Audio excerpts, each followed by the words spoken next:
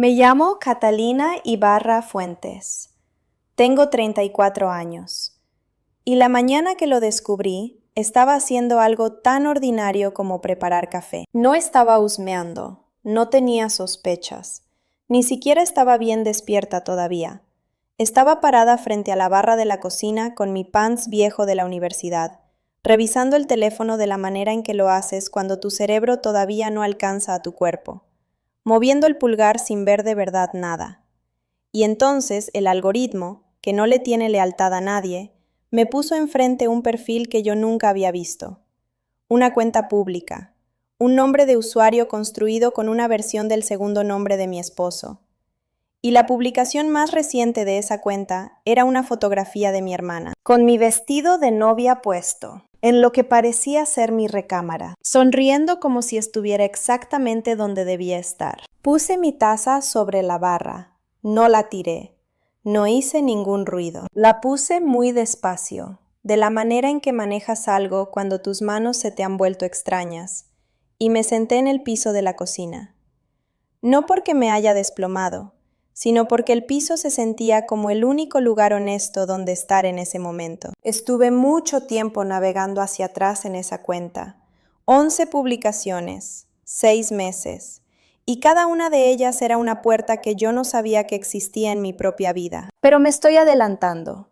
Si vas a entender lo que esto fue de verdad, lo que costó y lo que hice al respecto, necesito llevarte al antes de ese domingo por la mañana. Al principio de algo que yo no sabía que tenía un principio. Antes de hacer eso, si ya estás sintiendo algo viéndome, si algo en esos primeros 30 segundos te cayó raro en el estómago, quiero que te quedes conmigo.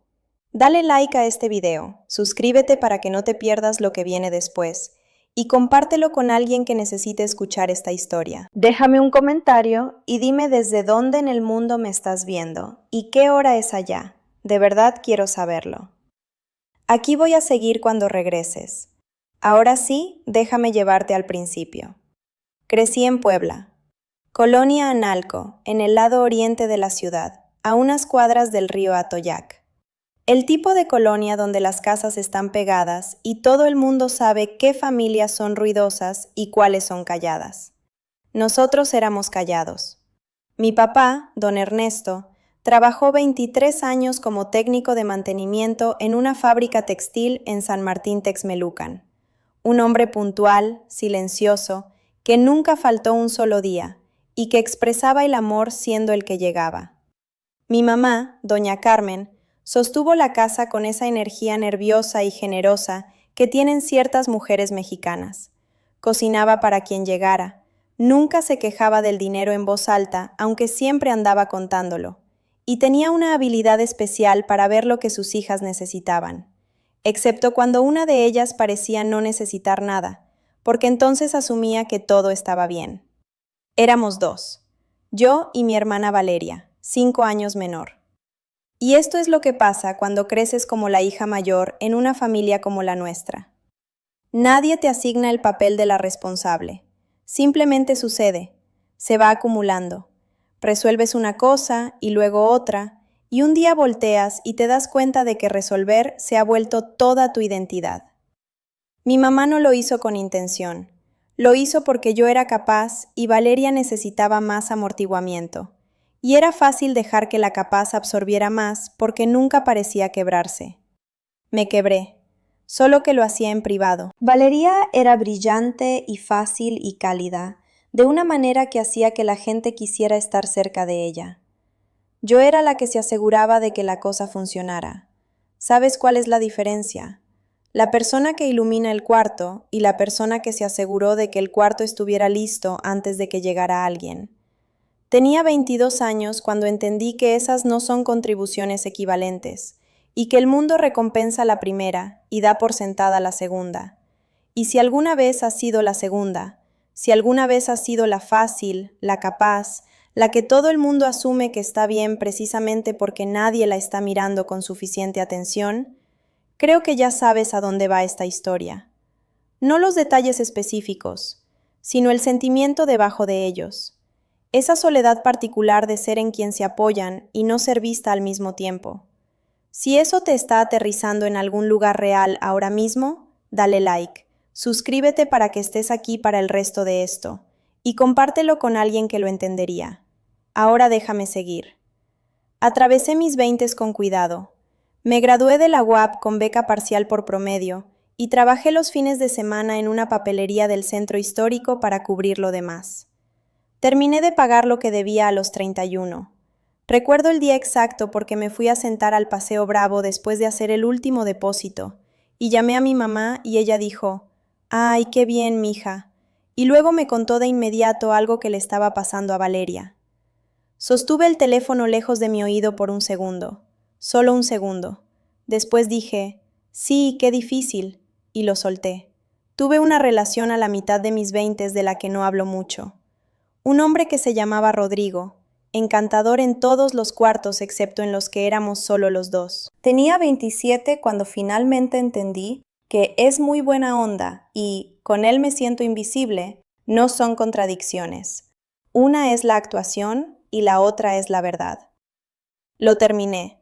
Me fui a sentarme sola al Parque de la Amistad con una libreta y escribí una lista de todo lo que quería que mi vida fuera de verdad. Todavía tengo esa libreta en el cajón de mi buró. Conocí a Andrés a los 28. Era gracioso de una manera que no necesitaba público.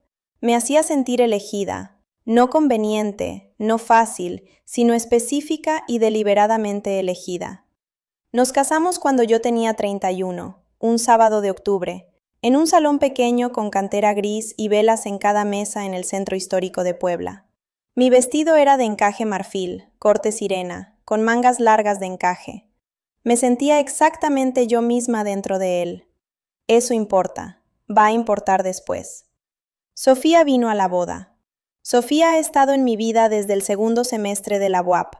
Es el tipo de amiga que te dice las cosas verdaderas sin suavizarlas primero.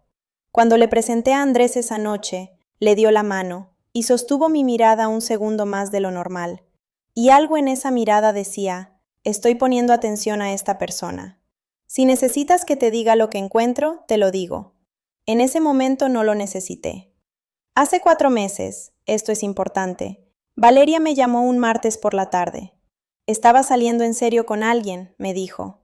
Las cosas se estaban poniendo formales. Y entonces, oye, tu vestido de novia está guardado en una caja. ¿No crees que debería usarse de verdad?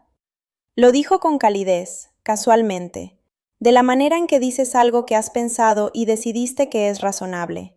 Y yo dije que sí, porque era mi hermana, porque la había sacado de un canal de riego cuando tenía 6 años, y nunca había dejado de creer que eso la hacía digna de protección. Manejé el vestido hasta su departamento en La Condesa, lo colgué en la puerta de su closet, la abracé y me despedí. Manejé de regreso a casa sintiéndome generosa, orgullosa de mí misma por la generosidad. Ese orgullo es la parte que más me cuesta cuando lo pienso ahora, porque cuando encontré esa cuenta un domingo por la mañana, 4 meses después, y navegué hacia atrás entre 11 publicaciones, encontré una fotografía de hace 9 meses. 9 meses. Un rooftop bar en Polanco. Andrés y Valeria en una mesa. Una copa en cada mano, la ubicación etiquetada y visible, sonriendo a la cámara como personas que todavía no han aprendido a tener cuidado. Ella me había pedido ese vestido sabiendo. Había estado sentada en mi sala con una taza de mi café en las manos y me había pedido mi vestido de novia con pleno conocimiento de lo que ya estaba pasando entre ella y mi esposo. Y yo se lo entregué y me sentí orgullosa de haberlo hecho. Me quedé en el piso de esa cocina por mucho tiempo, y entonces empecé a tomar capturas de pantalla. Tomé capturas de todo, cada publicación, cada ubicación etiquetada, cada fecha. Lo hice con método, de la manera en que hago todo cuando estoy en una situación que mis emociones no pueden permitirse manejar. Mis manos estaban firmes. Eso es lo que la gente no entiende sobre cómo me quedo quieta en una crisis. No es calma. Es algo que se ve exactamente como calma desde afuera y que por dentro se siente como una demolición controlada. Estaba tomando capturas mientras una parte de mí todavía estaba sentada en un salón de octubre con velas en cada mesa, y simplemente no dejé que esa parte hablara todavía. Llamé a Sofía a las 10:14 de la mañana. No dije te necesito, dije, ¿puedes venir? No me marques, solo ven.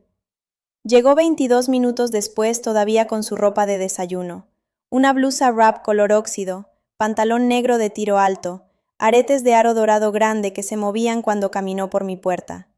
Estaba en medio de algo. Vino de todas formas. Puso su bolsa sobre mi mesa de la cocina, como quien pone una herramienta que piensa usar. Me miró a la cara y dijo, «Muéstrame». Le mostré. Navegó por todo sin hablar. Sofía es coordinadora legal en un despacho de derecho familiar. Ha visto una versión de cada historia que existe. Pero revisó esa cuenta de la manera en que revisas algo que te importa personalmente, no profesionalmente. Despacio, con la quijada fija. Cuando puso el teléfono sobre la mesa, se quedó callada un momento. Luego dijo, «¿Cuánto tiempo necesitas para estar segura antes de hacer algo?» Yo dije, «Ya estoy segura, necesito estar protegida». Algo cambió en su cara cuando dije eso. No sorpresa, reconocimiento. Me dijo después que fue el momento en que supo que yo iba a estar bien. No porque la situación estuviera bien, sino porque yo ya entendía la diferencia entre estar cierta y estar segura, y estaba pidiendo lo correcto. Pasamos 3 horas en esa mesa de la cocina. Sofía me llevó por la documentación de la manera en que lleva a sus clientes, sistemática, completa, nada dejado al sentimiento. Cruzamos cada publicación de la cuenta contra las fechas en que Andrés me había dicho que estaba en algún lugar específico. Una visita a un inmueble, una cena de trabajo, un fin de semana fuera para descansar. Encontramos 7 discrepancias. 7 veces en 6 meses en que la cuenta mostraba una ubicación y Andrés me había dicho otra. Sofía las anotó en una columna en una hoja de papel que sacó de su bolsa. La fechó y firmó abajo. Luego la deslizó por la mesa hacia mí y dijo, «Eso es tuyo. Guárdalo donde él no pueda encontrarlo». La doblé a la mitad y la guardé en el bolsillo interior de mi bolsa de trabajo, que guardo en un closet que Andrés nunca abre. Esto es lo que quiero que entiendas sobre esas 7 fechas en ese papel. No fue el número lo que abrió algo en mí. Fueron las fechas específicas. Un miércoles de septiembre en que Andrés me dijo que había salido tarde del trabajo y trajo pozole de camino a casa, y me preguntó cómo había estado mi día y escuchó la respuesta. Un sábado de noviembre en que yo tenía una gripa fuerte y él salió a comprarme medicamento a la farmacia y regresó 1 hora después con el medicamento y un café del lugar que me gusta. Esas no eran ausencias, eran actuaciones. Actuaciones específicas, tiernas y cuidadosas, de alguien que tenía otro lugar donde estar y que aún así llegó a casa y sostuvo el papel completamente. Pienso en lo que se necesita para hacer eso, para sostener 2 vidas al mismo tiempo y estar presente en las 2. La mayoría de la gente, cuando imagina una traición, imagina a alguien que se desconecta, distante, irritable, claramente en otro lado. Andrés no estaba en otro lado, estaba exactamente aquí, atento y cálido, hasta el momento en que el algoritmo de un domingo por la mañana decidió que yo ya había visto suficiente. Me pregunto si alguna vez has descubierto que alguien en quien confiabas había construido una versión paralela completa de su vida en la que tú no estabas. No una sospecha, un descubrimiento. El momento específico y sin aire en que te das cuenta de que lo que creías que era tu realidad compartida era solo la mitad de una. Si has estado ahí, déjamelo en los comentarios. Cuéntame cómo se sintió ese momento para ti. Leo todos y quiero saber. Andrés llegó a casa a las 4 de la tarde. Yo había hecho de cenar. No recuerdo haber decidido hacerlo. Creo que mis manos necesitaban algo en que ocuparse. Llegó por la puerta en su versión de fin de semana. Camisa Oxford azul claro con las mangas subidas hasta el codo. Pantalón de gabardina beige, relajado. Y noté un reloj en su muñeca que no reconocí. Uno más elegante que cualquier cosa que hubiera mencionado comprarse. Lo noté de la manera en que notas algo cuando de repente estás mirando a una persona con ojos completamente distintos. Todos los detalles que antes eran invisibles, volviéndose de golpe visibles y nítidos. Dijo, huele bien. Yo dije, basta. ¿Cómo estuvo la visita al inmueble? Dijo, bien, el cliente parece interesado. Luego fue a lavarse las manos, regresó y se sentó, y yo le pasé el pan, y él lo tomó, y cenamos juntos en nuestra cocina en nuestro departamento. Y él no tenía idea de que yo había pasado las últimas 6 horas construyendo un registro de todo lo que había hecho. He pensado muchas veces en esa cena desde entonces, lo ordinaria que fue, cómo la comida sabía a comida y la conversación fue sobre cosas normales, y cómo nada en su cara ni en su cuerpo me decía que era un hombre cenando frente a una mujer que ya había decidido qué venía después. ¿O era un mentiroso genuinamente excepcional? ¿O se había contado una versión de los eventos tan convincentemente que su culpa se había vuelto ruido de fondo con el que aprendió a vivir? Honestamente no sé cuál de las dos es peor.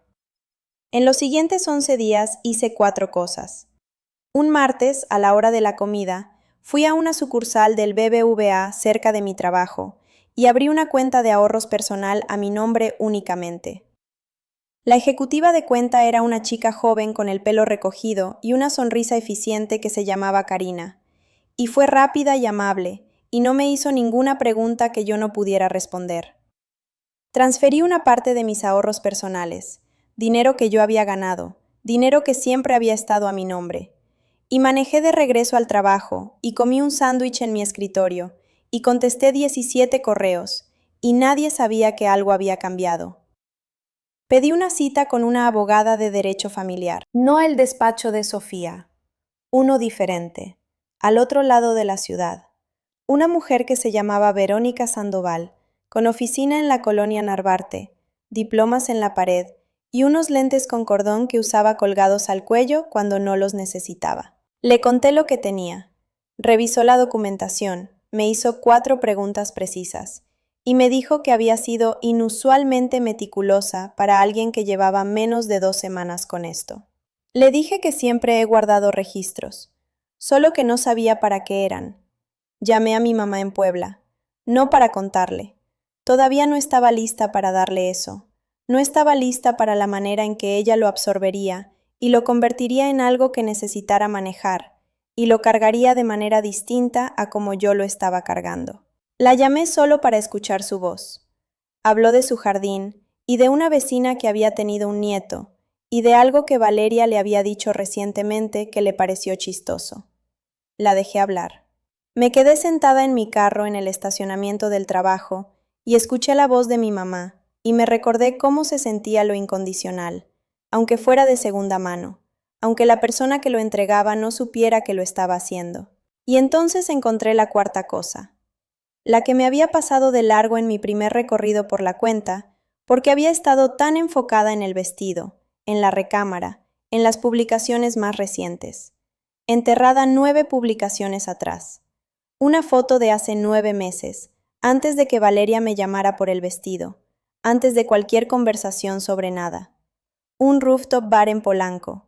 Andrés y Valeria en una mesa pequeña, copas en mano, la ubicación etiquetada todavía visible, sonriendo a la cámara como personas que todavía no son lo suficientemente cuidadosas para saber que necesitan serlo.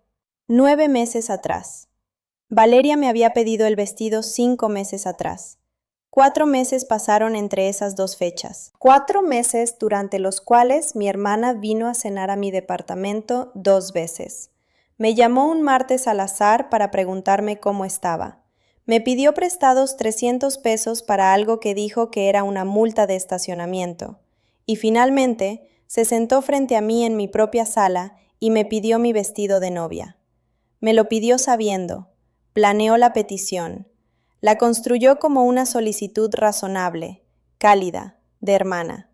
Se sentó en mi espacio, usó mi calidez, tomó la cosa que era más específicamente mía, el objeto físico más cargado con lo que se suponía que significaba mi matrimonio, y se lo llevó a casa, y se lo puso, y dejó que Andrés la fotografiara con él puesto. Me quedé con eso mucho tiempo antes de hacer algo, 11 días. Y al día 12 le pedí a Andrés que se sentara. Puse mi teléfono sobre la mesa entre nosotros. No dije nada al principio, solo lo puse ahí, con la pantalla hacia arriba, la cuenta abierta en la primera publicación. Valeria en mi recámara, con mi vestido, con el pelo recogido y unos aretes de perla que le daban la luz. Observé la cara de Andrés. Había estado observando su cara 11 días sin que él supiera que lo estaba haciendo, catalogando cada microexpresión, cada pequeña inconsistencia entre lo que decía su cara y lo que decía su boca. Así que estaba mirando con cuidado cuando sus ojos llegaron a la pantalla. Lo primero que se movió fue su quijada, un ligero apretamiento. Luego sus ojos subieron a los míos y vi los 4 segundos que no voy a olvidar nunca. 4 segundos completos en los que vi a un hombre decidir qué versión de sí mismo ser. Si negar de inmediato, si actuar con fusión, si acercarse a mí con preocupación. Lo vi ordenar las opciones de la manera en que ves a alguien barajar naipes. Y luego lo vi elegir. Dijo, «Te puedo explicar esto». Yo dije, «Sé que puedes». He esperado 12 días a que me lo explicaras sin que yo te lo pidiera. No tuvo respuesta para eso.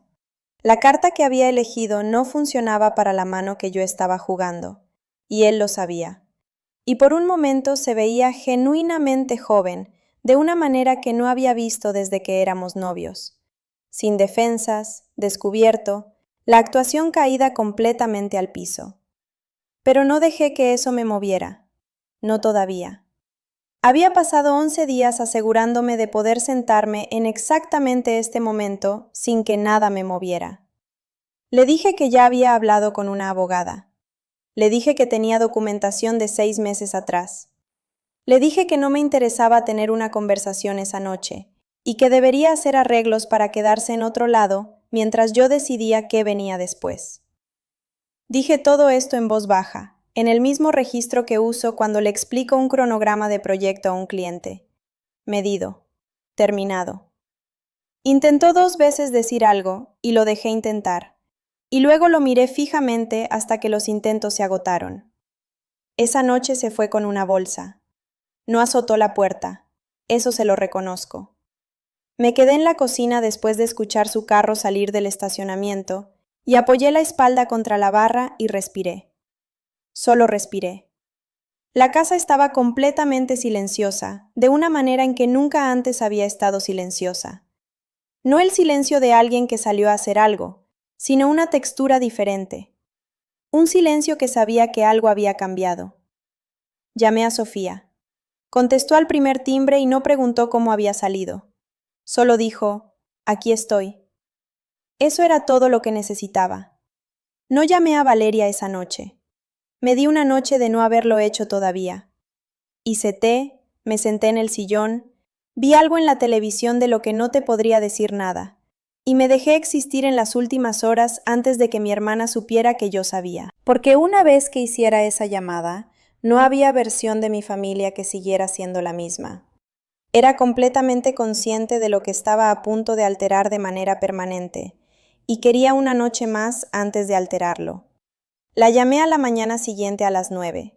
Contestó al segundo timbre, cálida y fácil, de la manera en que siempre suena. «¿Qué pasó, Cata?» Dije, «Vi las fotos, Valeria, vi la cuenta, vi la del rooftop de Polanco de hace 9 meses, y sé que me pediste el vestido sabiendo». El silencio que vino después no fue como el de Andrés. El silencio de Andrés era cálculo, podía sentirlo trabajando dentro de él. El silencio de Valeria era diferente. Era el sonido de una persona que ha estado corriendo una historia en su propia cabeza por tanto tiempo que ha empezado a creerla, confrontada de repente por alguien que leyó el original. Había algo casi parecido al alivio en él, que es lo que voy a cargar por más tiempo. Como si una parte de ella hubiera estado esperando que la descubrieran. Como si la actuación hubiera sido agotadora de una manera que no se había admitido ni siquiera a sí misma. Luego dijo, «No es lo que crees». Y yo dije, «Te doy la misma consideración que tú me diste a mí, ninguna». Y colgué. Me quedé con el teléfono en la mano un momento después. Luego lo puse boca abajo sobre la barra y me metí a bañar, y me quedé bajo el agua por mucho tiempo. Lloré ahí adentro, de verdad, finalmente, el tipo de llanto que ha estado esperando detrás de una presa por 11 días, y que sale como algo casi físico. Lloré por el vestido, lloré por la foto del rooftop y por los 4 meses, y por la llamada del martes, y por los 300 pesos de una supuesta multa de estacionamiento. Lloré por la versión de 11 años de mí que sacó a mi hermana de un canal de riego y decidió en ese momento que su vida era parcialmente mía que proteger. Lloré por cuánto tiempo había estado pagando los intereses de esa decisión sin que nadie me dijera que tenía derecho a dejar de hacerlo. Y luego el agua se enfrió, y salí y me sequé y me vestí para ir al trabajo. Esta es la parte que necesito que entiendas. Este es el momento en que quiero que te quedes, porque es lo que más importa de esta historia, más que la confrontación y más que lo que vino después. Es un momento quieto. Sucedió en mi baño un jueves por la mañana, con agua fría todavía en mi cuello. Miré mi mano izquierda, mi anillo de bodas. Lo había usado 3 años sin nunca no usarlo. Se había vuelto parte de la textura de mi mano, algo cuya ausencia sentiría de la misma manera inconsciente en que sentirías la ausencia de un sonido que dejaste de notar. Lo miré por mucho tiempo. Luego tomé la cadenita de oro de mi mamá del cuello, la delgada con el dije pequeño de paloma, la que nunca me quito tampoco, y la abroché alrededor de mi muñeca, donde podía sentirla contra mi pulso. Y dejé el anillo sobre la repisa del baño. No hice un drama de eso, no lo fotografié, no se lo mandé a nadie.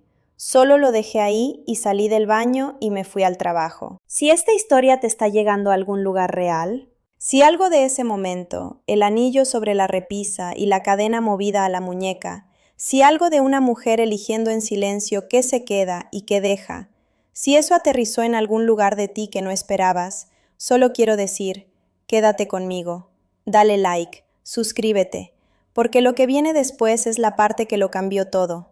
Te necesito aquí para eso. El divorcio se presentó 16 días después de que encontré la cuenta. La licenciada Verónica Sandoval, mi abogada, la de los lentes con cordón, me dijo que la documentación que había reunido era inusualmente completa para alguien que llevaba menos de 2 semanas con esto. Le dije que siempre he sido de las que guardan registros. Asintió sin sentimentalismos y dijo, eso le va a servir mucho aquí. Andrés no impugnó la separación. Me enteré a través de Verónica y me quedé un momento con eso cuando me lo dijo. No exactamente alivio, más bien reconocimiento. Por supuesto que no la impugnó. Impugnarla habría requerido argumentar, y argumentar habría requerido mirar directamente lo que había hecho. Andrés nunca había podido mirar directamente las cosas difíciles. Las manejaba de lado, a través de ausencias y silencios, y la cobardía particular de un hombre que cree que no decir algo es lo mismo que no haberlo hecho. Primero se fue a un hotel de estancia larga en la Doctores.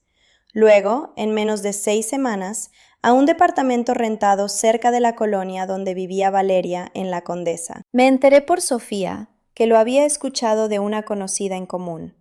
Me lo dijo en una llamada, con cuidado, observando mi reacción en el silencio que siguió. Yo dije, ok, y luego, me molesta más que se haya mudado cerca de ella, o que me sorprenda menos de lo que debería. Sofía dijo, ninguna de las dos. Te dice lo que ya sabías. Tenía razón. No me decía nada nuevo, solo hacía visible la geometría de la cosa. La forma de lo que habían estado construyendo mientras yo estaba en el mismo departamento, haciendo café, tomando capturas de pantalla. Lo que no estaba preparada para enfrentar era a mi mamá. Había estado manejando esa conversación en mi cabeza durante semanas. Cómo decírselo, qué palabras usar, cuánto detalle dar antes de que se desbordara y necesitara que yo la manejara a ella también. Lo había planeado con cuidado, como planeo todo. Y entonces ella me llamó un jueves por la noche, antes de que yo hubiera ejecutado ni una sola parte de mi plan, y dijo, Valeria me contó su versión, quiero la tuya. Así nomás, sin preámbulo, sin suavizamiento. Valeria me contó su versión, quiero la tuya. Le conté la mía, todo, la cuenta, la foto del rooftop de hace 9 meses, el vestido, los 11 días de silencio mientras construía mi caso. Lo conté en orden, sin editorializar, de la misma manera en que se lo había contado a Verónica, porque para entonces ya lo había contado suficientes veces como para saber qué palabras usar y dónde mi voz aguantaría y dónde necesitaba moverme rápido antes de que no aguantara. Cuando terminé, mi mamá se quedó callada por un momento largo. Luego dijo: «La sacaste de ese canal y ella pasó 30 años descubriendo qué tomarte». No dije nada. Dijo: «Perdóname por no haberlo visto antes. Perdóname por haberte hecho responsable de ella. Perdóname por haberte hecho responsable de ella». No sabía que estaba esperando esa frase. No la había escrito en ninguna lista, ni la había incluido en ningún plan, ni le había dicho a Sofía que la necesitaba. No sabía que existía como algo que me podían dar hasta que me la dieron. Y entonces entendí que la había estado esperando desde que tenía 11 años parada a la orilla de un canal de riego en Analco. Lloré otra vez. En el teléfono con mi mamá, esta vez. Y ella me dejó, y no intentó arreglarlo, ni reencuadrarlo, ni hacerlo más fácil. Solo se quedó en la línea y dijo: «Ya sé, mija, ya sé». Eso fue lo que me abrió completamente. No la cuenta, no el vestido, no la foto del rooftop. Mi mamá de 63 años quedándose en la línea y finalmente, viendo lo correcto. Las consecuencias llegaron sin mi ayuda. Eso es lo primero que quiero decir, antes de cualquier otra cosa sobre lo que pasó después. Yo no fabriqué lo que vino después para Andrés y para Valeria. No hice llamadas, ni mandé mensajes, ni maquiné ninguna versión de exposición pública. Presenté mis papeles, trabajé con Verónica, mantuve mi vida funcionando y dejé que la verdad fuera la que hiciera lo que la verdad hace cuando finalmente se le permite moverse libremente. Los clientes de Andrés se enteraron, no por mí, por la cuenta misma. Alguien que lo conocía profesionalmente se había topado con ella de la misma manera en que yo lo había hecho, a través de la democracia particular de un perfil público. Y la historia viajó de la manera en que viajan las historias en los círculos profesionales, en silencio al principio, luego en todos lados a la vez. Me enteré de segunda mano, a través de una mujer que se llamaba Paola, que había trabajado brevemente con Andrés 2 años atrás, y que todavía me llamaba de vez en cuando. Me lo dijo un martes por la tarde, con la voz cuidadosa, midiendo los bordes de lo que yo podría sentir. Yo dije: «Gracias por avisarme». Lo decía en serio. No sentí nada que se pareciera a satisfacción. Sentí cansancio, de la manera en que te cansas cuando algo que ya sabías se convierte en algo que todos saben.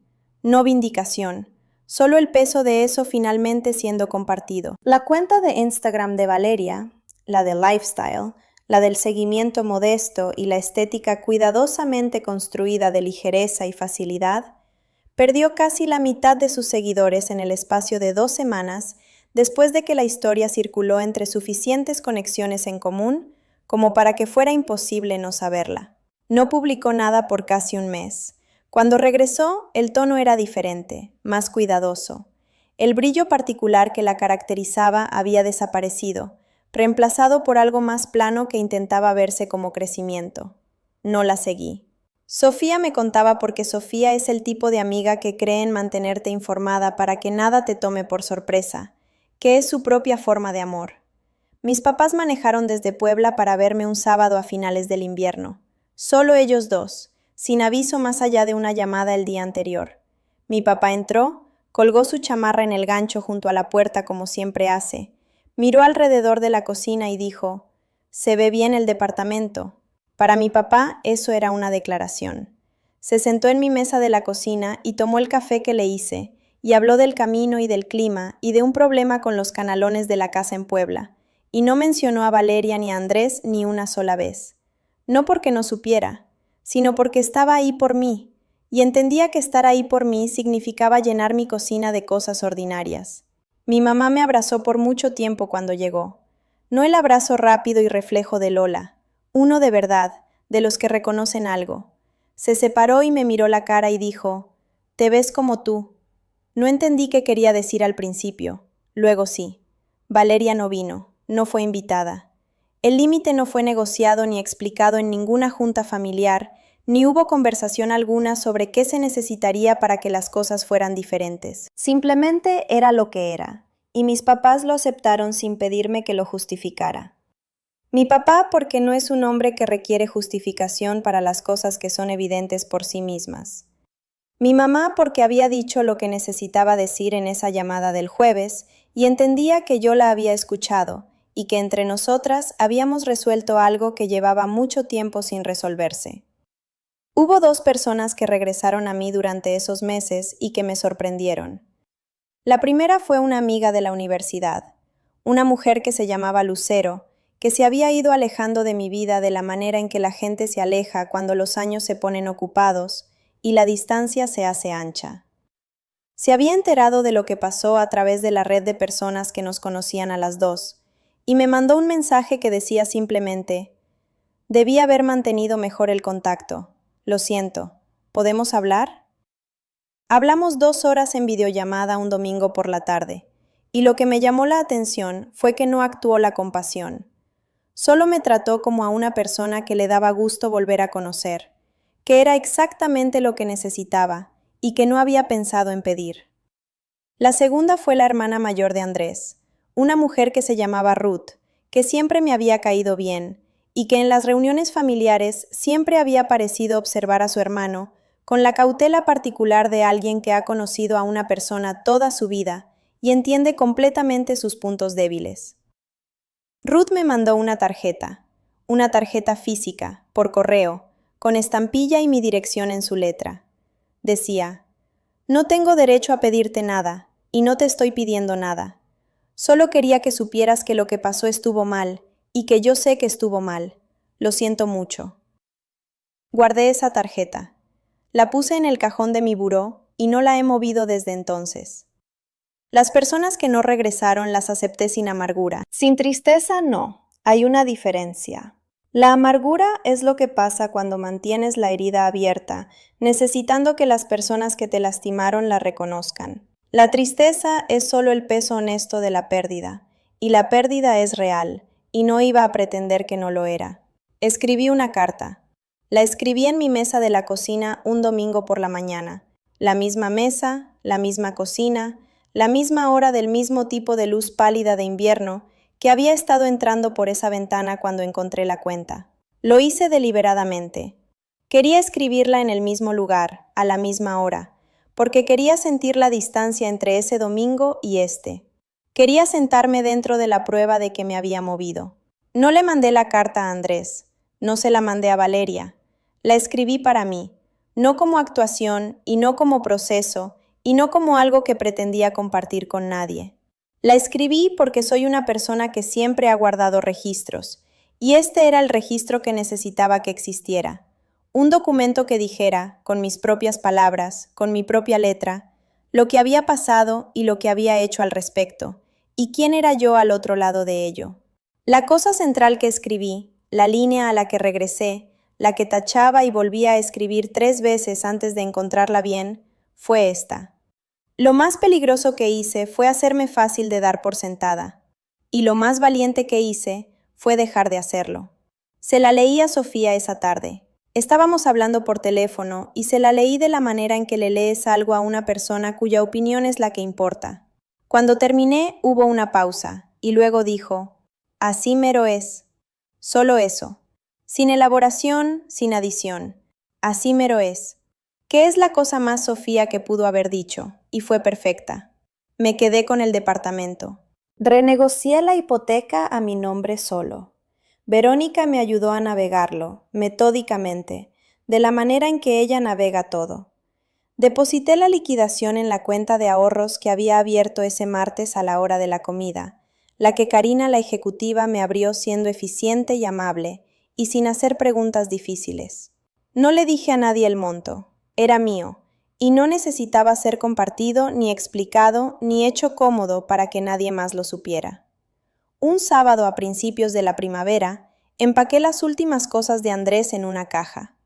Lo había ido apartando durante semanas, no con urgencia, no con rabia, sino de manera constante, de la manera en que completas una tarea que necesita completarse. Un libro de su buró, una taza que había tenido desde antes de que nos conociéramos, algunas cosas del cuarto de lavado. Pegué la caja con cinta y la saqué al pasillo, y le mandé un mensaje con la dirección y le dije que estaría ahí. Vino mientras yo estaba en el trabajo. Cuando llegué a casa, el pasillo estaba vacío. Me quedé parada en la cocina un momento, solo parada ahí, en el silencio, en la calidad particular de la luz de la tarde que entra por la ventana a esa hora del año, dorada y sin prisa, cayendo sobre la barra en una franja. Hice café. Me quedé parada con la taza en las manos y miré la cocina de la manera en que miras algo cuando finalmente estás lista para verlo con claridad. Era mía, esta cocina, este departamento, este silencio, todo, mío. Pensé en Valeria, no con rabia, ya no. Pensé en ella de la manera en que piensas en una persona que fue real para ti, y complicada, y que eligió algo que hizo que su realidad dejara de importar. Pensé en la versión de ella que tenía 6 años y estaba fría y asustada a la orilla de un canal de riego en Analco, y pensé, de todas formas la hubiera sacado. Eso es lo que hay. Incluso sabiendo todo, la versión de 11 años de mí hubiera metido la mano al agua sin dudarlo, porque así soy yo. Así soy de verdad. Y el hecho de que ella lo haya usado no cambia quién soy yo, solo me dice quién es ella. Soy Catalina Ibarra Fuentes. Tengo 34 años, y por fin sé lo que se siente pararse en un cuarto que es completamente mío y sentirme exactamente yo misma dentro de él. Antes de que te vayas, quiero preguntarte algo. Lo he estado pensando durante todo el tiempo que he estado contando esta historia.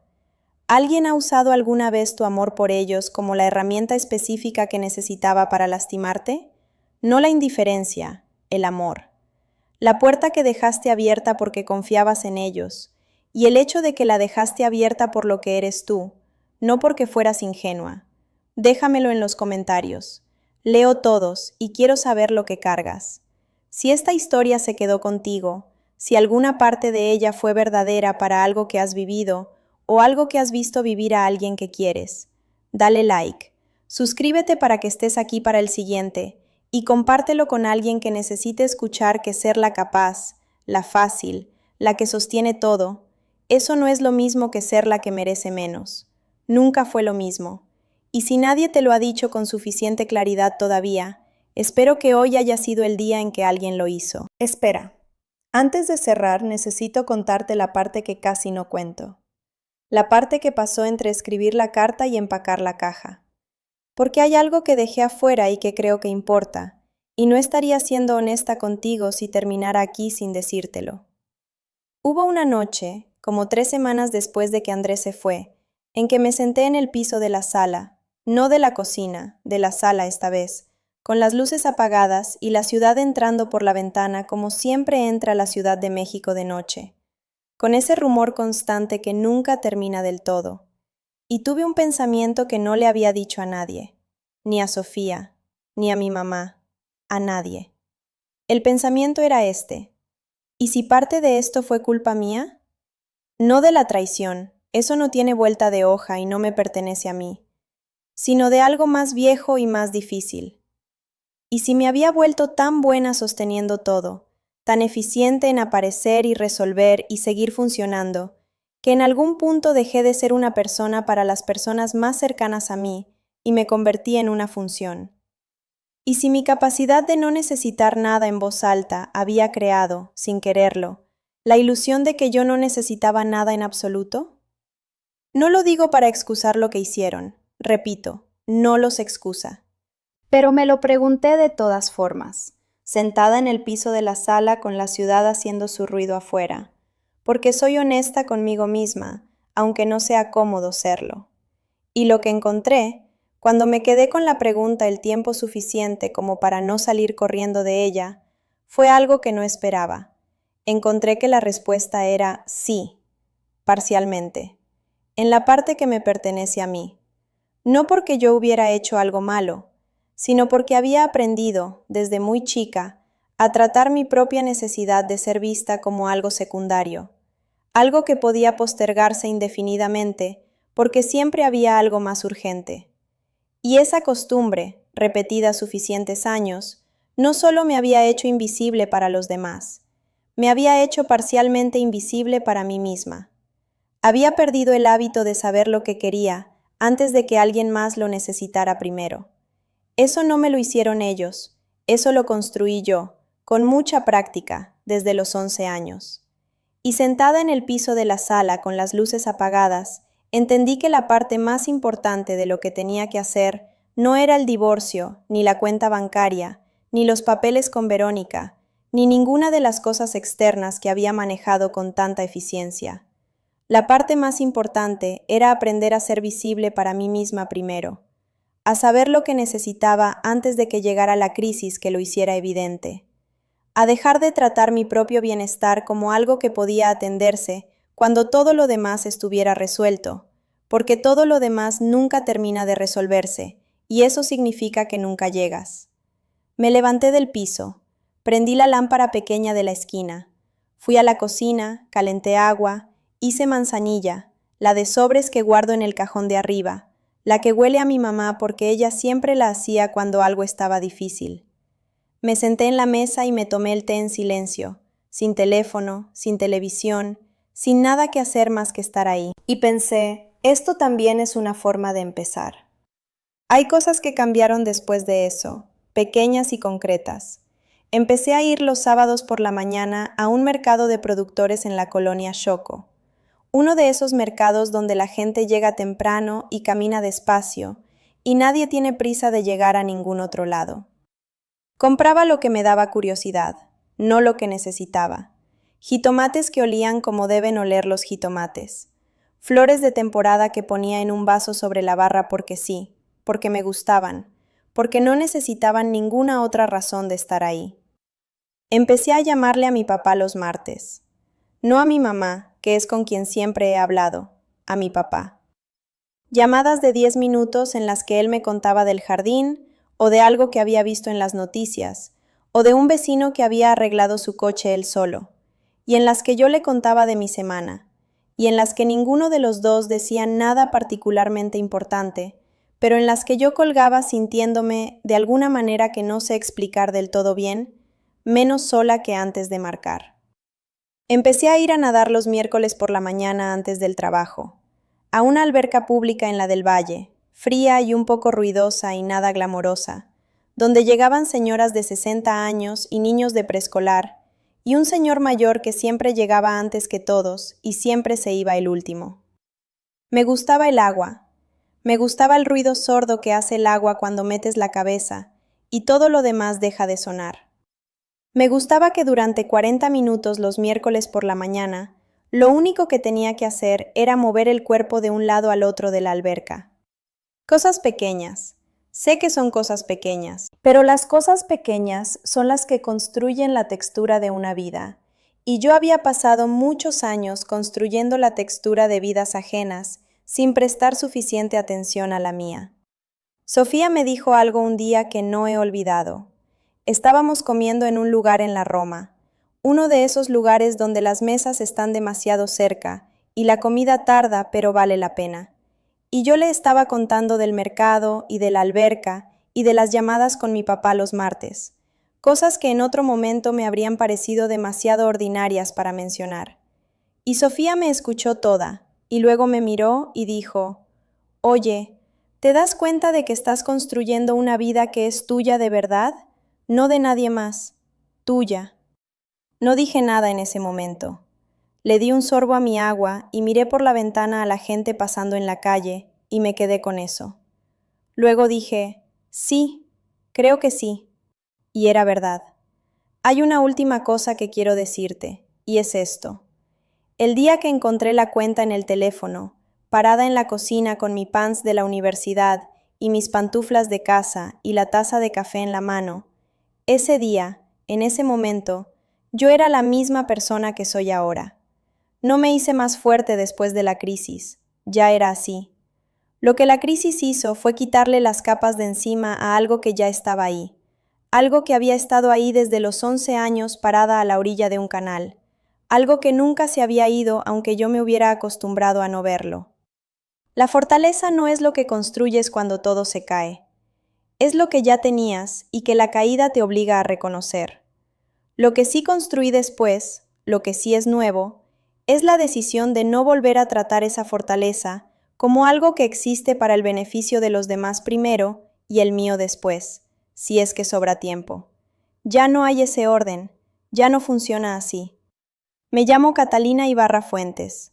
Tengo 34 años. Hago café los domingos por la mañana en mi cocina, en mi departamento, en mi silencio. Y cuando el algoritmo me pone algo enfrente que no pedí ver, ya sé qué hacer con ello. Ya sé quién soy del otro lado. Antes de que te vayas de verdad, una última vez, si algo de esta historia se quedó contigo, si algo de lo que dije hoy le llega a alguien que conoces que lo necesita escuchar, compártelo. Dale like si esto valió tu tiempo. Suscríbete porque el siguiente viene pronto y no quiero que te lo pierdas. Y en los comentarios, cuéntame, ¿cuándo fue la última vez que hiciste algo pequeño, completamente para ti, sin que nadie más lo necesitara? Quiero saber. Aquí estaré leyendo.